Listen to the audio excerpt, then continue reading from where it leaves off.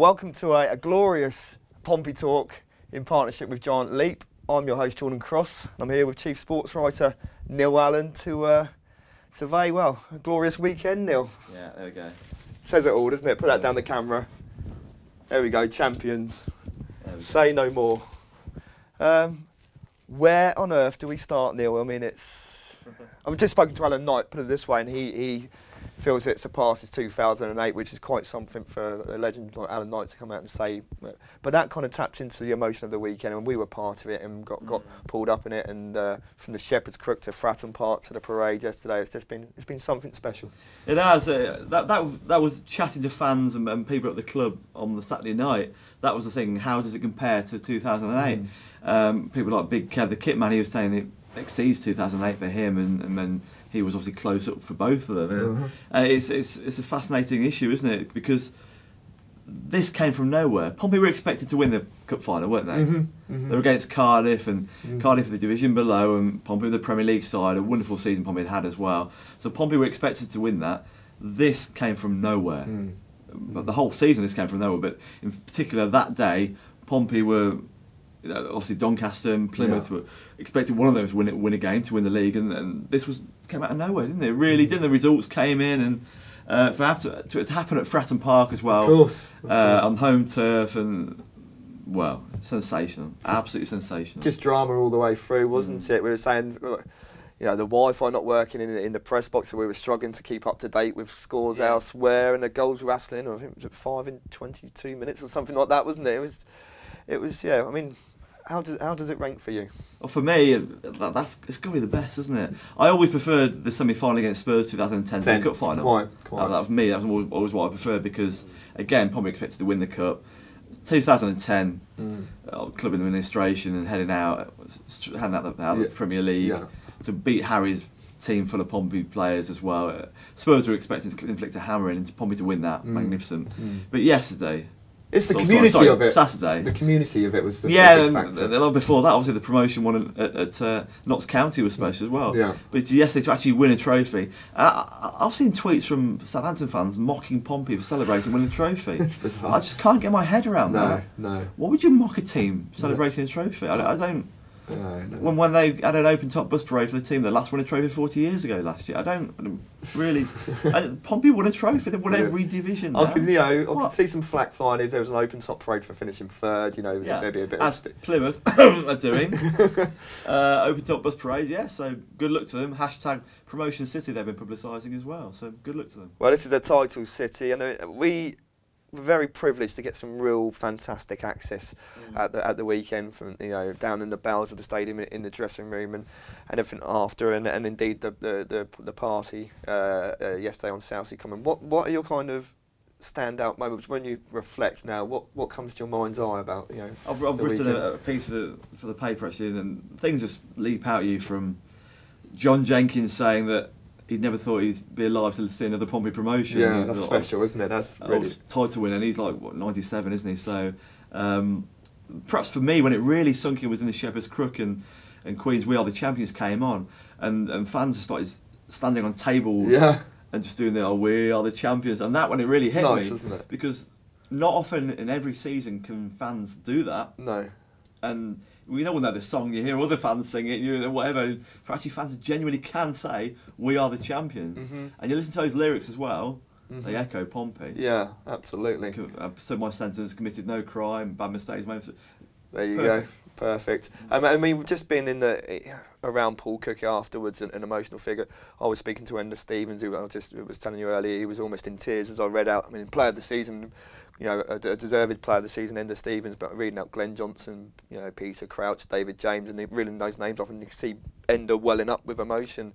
I mean, and again, to Gareth Evans saying about he turned down a contract at Fleetwood to come to Pompey on trial for these moments. I mean, they're great. It's very heartening to see that. Isn't it? And you can see that. It was funny watching him on stage, wasn't it? Gareth Evans was rather merry, wasn't he? Should we move on to talk about that? In fact, the unbelievable scenes. Gareth Evans the Herman Heronison of 2017.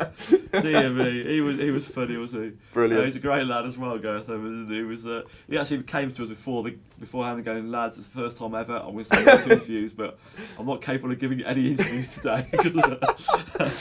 And then we saw him on stage there. Yeah. His little song. Go on, I'm going to do shall we do a top 3 of the most drunk Pompey players at the parade? I think Gareth Evans wins it, doesn't he? Michael Smith right in there as well. Michael Smith carrying along a bottle of Jaeger. In a boot, by the way, as well. Yeah, he was going in boot, yeah, and then he would play the drums as well. Yeah. So you thought Carl Bent... I couldn't work out if Carl Bent was drunk, because that's what he's normally like. Yeah, he's kind of, he's just he's a nutter, really. So, but you actually got an interview out of him, and he was quite coherent. He was fine, actually. He was fine, but we know Kyle very well. He's our favourite, really, to be honest. He's a good lad. Yeah. And the way he came onto the stage as well with the camera and stealing a McInnes' wallet, throwing his wallet up and down in the air. That's Kyle, and he was fine afterwards. To be fair, so for me those two and Noel Hunt, he was well on the way, wasn't he? Well on the way. Walking around with a plastic cup with what is in it, clear liquid. I don't know what it was. He was very at the very front as well. So he was another one.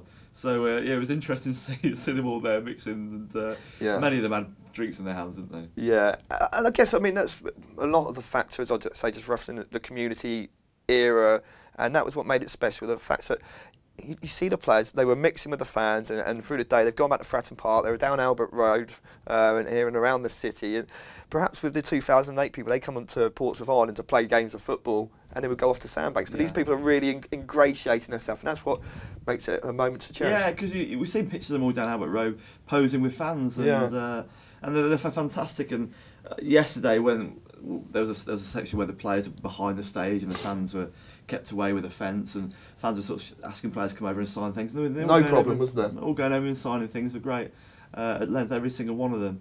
And but you could see the emotion in their faces, and speaking to me, it meant so much to them. Yeah, didn't it? Yeah.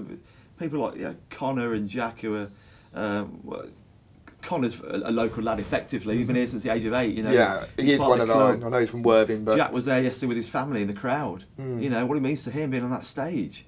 It's fantastic. I know. And Michael Doyle at the other end of the spectrum, the likes played 700 games in his career, but he's like, this is the first time I won a title, and it really means a lot. And just want Michael Eisner here at the weekend as well. What a time for him to see Pompey at its very finest. It's to see them win, get the biggest win of the season as well. Yeah. In a game when they took the title and the crowd like that.